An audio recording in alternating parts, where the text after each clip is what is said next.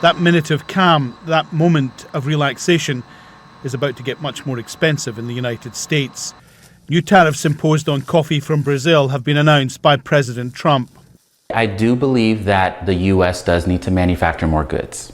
So I agree with that.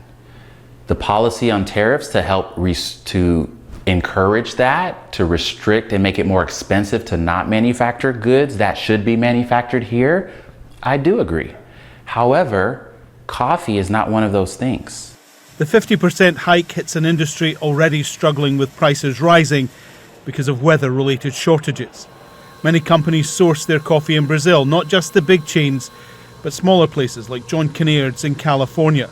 So now a $10 bag of coffee becomes $15. That may be too rich a price for many people to pay. I would call Brazil the entryway into the coffee world because of the price point consistency, and so now it's going to be harder to get into the industry. It's going to be harder to find a good business model because a typical coffee shop margin is only about 5%. The US actually has a trade surplus with South America's biggest economy. It exports more than it buys. And that's led many to accuse Donald Trump of imposing tariffs for political reasons, to punish Brazil for prosecuting his ally, former President Bolsonaro, accused of trying to stage a coup.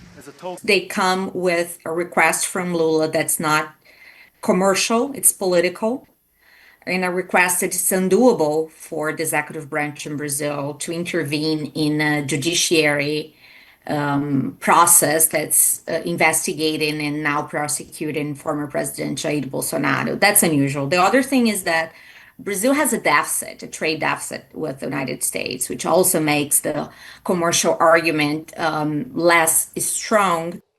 Current Brazilian President Lula da Silva says if America won't buy his goods, then he'll find someone who will, suggesting America is going to struggle more with Trump's tariffs than his intended target. Alan Fisher, Al Jazeera, Washington.